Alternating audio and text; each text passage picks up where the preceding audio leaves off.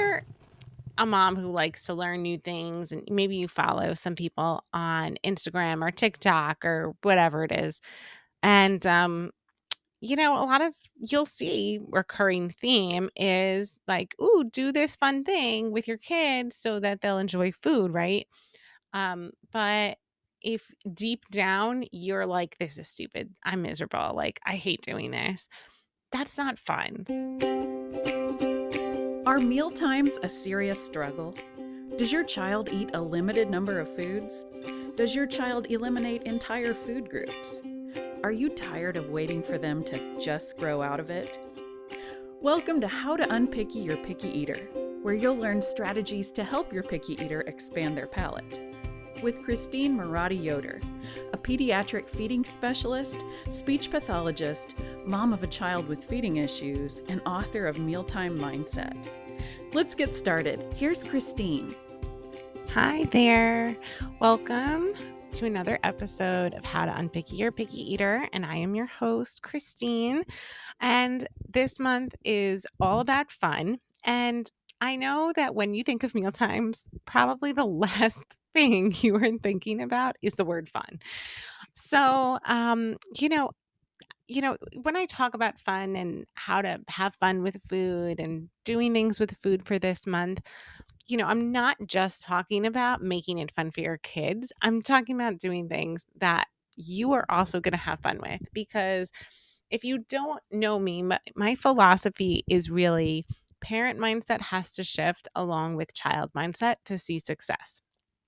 Right. So if you're not having fun, that's a feeling that your kids are going to take notice of, right? We can tell when someone isn't really into what we're doing, what we're interested in at the moment. Kids know when we're checked out. Kids know when we're not paying attention and not happy to be there or be with them. So, take from these episodes what you feel like would be fun for you, what would resonate with you. Don't just think, well, I have to just do everything that she says, like checking it off on a list if you think it's going to make you miserable, right? So only pick the things that you are thinking, like, hey, I could actually have some fun with this too. And it's my job to make food and meal times fun and stress free, right? So it wouldn't be very stress free if you were hating every second of it. so, today we're talking about having fun at the table, like with your kids, like for real having fun, not just fake having fun. So why would we be talking about this? Because I think a lot of times, like, if you're a mom who likes to learn new things and maybe you follow some people on Instagram or TikTok or whatever it is, and a lot of you'll see recurring theme is like, "Ooh, do this fun thing with your kids so that they'll enjoy food," right? But if deep down you're like, "This is stupid. I'm miserable. Like, I hate doing this." That's not fun. So please don't do those things if you think it's going to make you miserable. We can find a middle ground here somewhere for sure. And I'm very confident that something I tell you this month, right? This month is my fun themed month. I'm very confident that there is definitely at least a couple of things that I am going to give you strategy wise that you can use to have fun this month for sure. Now today is just about having fun at the table, right? So I'm going to give you a couple of strategies on how to make that happen, how to make this fun for you too. Okay, so um, this is my first, and I call them games. I always tend to call the things I do with kids around food. I say, okay, here's our next game, our next game. So even just referring to an activity as a game, um, that excites kids. Just the word game. And it could, you know, a game can be anything. So it's not like you're lying to them. Like you are playing a game. But think about, I have a whole chapter in Mealtime Mindset about, shifting your word choice. Um, around food, because just sometimes using a different word can just elicit a different feeling. Like, words are very, very powerful, right? So we have to use them wisely. So what I'm going to suggest is that you actually call everything that you do a game. Okay, so for my first game, I'm sure you have played this before. This is actually like an icebreaker type of a game. I feel like I used to play this, like, think first week of school, like in middle school or high school. Probably middle school. This is more middle school game, I'd say. But it can definitely be done with younger kids, definitely in elementary school age kids. Toddlers are going to struggle with this, but they might be able to do it on some level. But the game is, I'm going on a picnic, right? And what am I going to bring?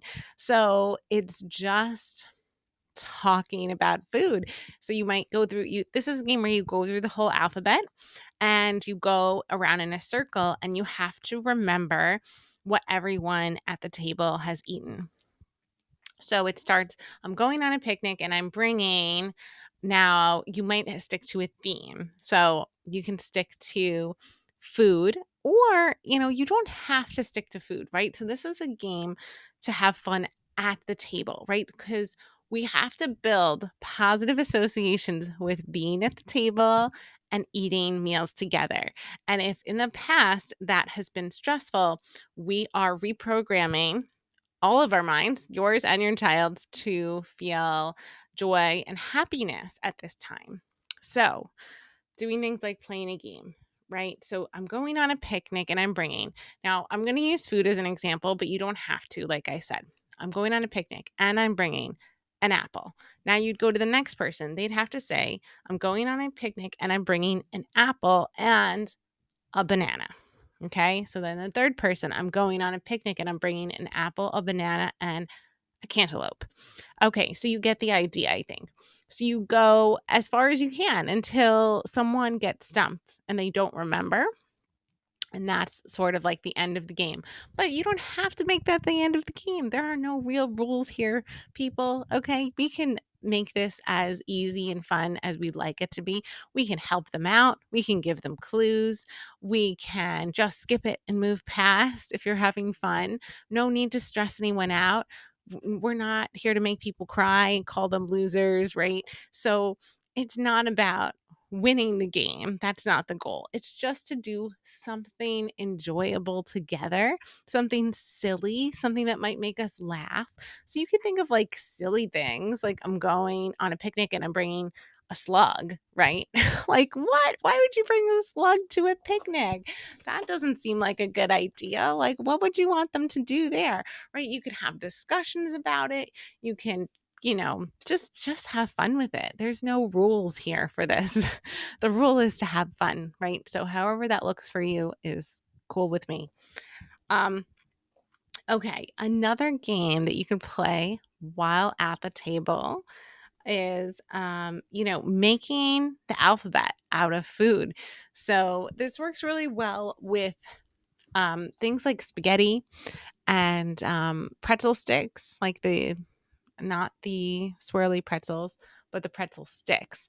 Um, so, actually like creating like the letter A, oh, this piece is too long, let's break it off, or let's take a bite to get make it shorter, right? There's a lot of ways you can play with that, but having the food as an alphabet, or you could do other things, numbers. If your kid's really into numbers, you could do numbers.